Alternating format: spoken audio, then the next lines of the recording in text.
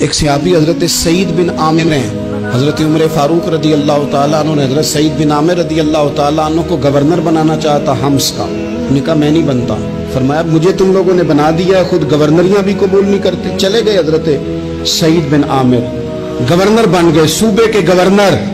مال غنیمت میں سے کچھ زیادہ مال مدینہ شریف میں جمع ہوا تو حضرت عمر نے مختلف صوبوں سے غریبوں کی لسٹیں منگوائیں. حضرت سعید بن عامر کے صوبے کے کچھ خاص لوگوں کو آپ نے لکھا کہ تمہارے صوبے میں جو غریب ہیں ان کی لسٹیں بھیج دو. تو جب لسٹ آئی تو اس میں پہلا نام حضرت سعید بن عامر کا بھی تھا. کہا ہمارے گورنر کے پاس پہننے کو کپڑا کوئی نہیں، کھانے کو روٹی کوئی نہیں. حضرت عمر بیٹھ کے رو پڑے. فرمایا تمہارا گورنر بھی مسکین ہے. اشرفیوں کی ایک تھیلی بھر کے حضرت عمر نے بھیجی. حضرت سعید بن عامر کے پاس جب گئی تو کہنے لگے انا للہ و انا الیہ راجعون. آپ کی اہلیہ کہنے لگی خیریت ہے؟ کہیں امیر المومنین حضرت عمر کا وصال تو نہیں ہو گیا؟ فرمانے لگے نہیں. تو فرمانے لگی کوئی آفت تو نہیں آ گئی؟ کہا نہیں. انا للہ کیوں پڑھا؟ ولی مانس دیکھنا میرے پاس دنیا آ گئی ہے، میں نے تو جان چھڑائی تھی اس سے، کہ میرے پیچھے بھاگتی ہے. حضرت سعید بن عامر نے سارا مال وہیں اللہ کے حضور خیرات کر دیا. حضرت عمر ایک دفعہ دورے پہ آئے ان کے صوبے میں تو سب لوگوں کو جامع مسجد میں بلایا، حضرت سعید بن عامر کو بھی بلایا.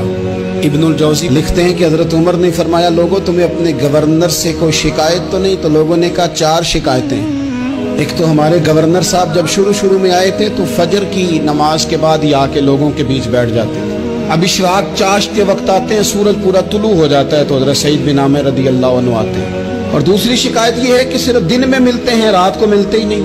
اور تیسری شکایت یہ ہے کہ ہفتے میں ایک پورا دن ہوتا ہے ملاقات ہی نہیں کرتے. اور چوتھی شکایت یہ ہے کہ کبھی کبھی بیٹھے بیٹھے رونے لگتے ہیں اور بے ہوش ہی ہو جاتے ہیں. آپ نے ایسا شخص گورنر بنا دیا جو دیوانہ ہے. حضرت عمر نے بلا لیا، قریب بیٹھے تھے، کہا دے سوالوں کے جواب. گردن جھکی ہوئی ہے. عرض کرنے لگے امیر المومنین میں نے تو پہلے ہی کہا تھا میں گورنری کے قابل نہیں، میرے والا کام نہیں. فرمایا اب تو منصب تمہارے پاس ہے، تمہیں جواب تو دینا ہے. حضرت سعید بن عامر کہنے لگے حضور 4 میرے ساتھ مسئلے ہیں. فرمایا کون سے؟ حضرت سعید بن عامر کہنے لگے آپ سوال دہرائیں میں جواب دیتا ہوں. آپ نے فرمایا سعید لوگ کہتے ہیں پہلے تو سویرے آ جاتا تھا، اب تو اشراق چاشت کے وقت آتا ہے.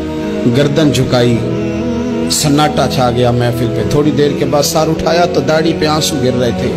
فرمانے لگے حضور میرے گھر میں خادم کوئی نہیں، بیوی بیمار ہو گئی ہے. میں نہ سویرے اٹھتا ہوں، آٹا گوندتا ہوں، روٹیاں پکاتا ہوں، گھر میں جھاڑو دیتا ہوں، باہر آنے میں دیر ہو جاتی. پہلے جواب پر ہی لوگ رونے لگے، آنسو نکلنے لگے. حضرت عمر رضی اللہ تعالیٰ عنہ بھی روئے. پھر فرمایا کہ سعید تو دن کو ملتا ہے تو رات کو کیوں نہیں ملتا؟ اپنی داڑھی پکڑ لی. کہنے لگے عمر ساری سفید ہو گئی ہے، اب تو لگتا ہے پھل پک گیا، پتہ نہیں وہ کب مجھے کہے گا واپس آ جا. میں نے نہ دن مخلوق کے لیے رکھا ہے، رات اپنے رب کے لیے رکھی ہوئی ہے، مجھے تکلیف نہ دی جائے. گورنر کی بات کر رہا ہوں. پھر کہا سعید یار ہفتے میں ایک دن ملتے کیوں نہیں؟ کہنے لگے عمر یہ میرے رب کے ساتھ پردہ ہے، اسے نہ کھولا جائے. میرا پردہ ہے نا، میں نے اپنے رب کے ساتھ اپنے پردے رکھے ہوئے ہیں. فرمایا نہیں آپ بتائیں. حضرت سعید بن عامر کہنے لگے غریب ہوں، ایک ہی جوڑا میرے پاس ہے، میں غریب ہوں. میرے جیسے لوگ ان کے پاس درجنوں جوڑے ہیں اور اس کے باوجود ان کی زبانوں پر شکر اس طرح نہیں آتا جیسے آنا چاہیے. میں نے کہا نا کہ میری اجرت میری محنت سے زیادہ کیوں ہے، میرے محسن تیرے احسان سے ڈر لگتا ہے.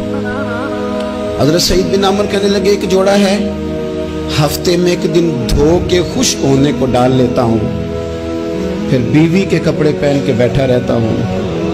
کس طرح گھر سے باہر نکلوں؟ میرا پردہ تھا، میں اپنی غریبیاں لوگوں کے سامنے نہیں رکھنا چاہتا. میں جانوں میرا رب جانے، میں راضی ہوں نا اس کی رضا پہ.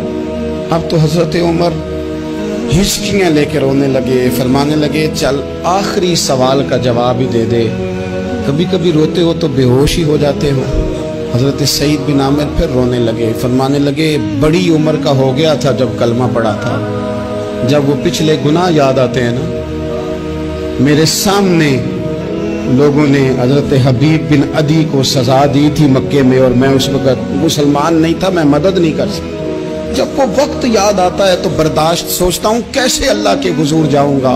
दोस्तों दुआ करना, ये वतन जो दाता साहब का है, जो बाबा फरीद का है, जो गरीबों का है, कमजोरों का है, मजदूरों का है, अल्लाह इस मुल्क को भी कोई ऐसा शख्स अता फरमा दे।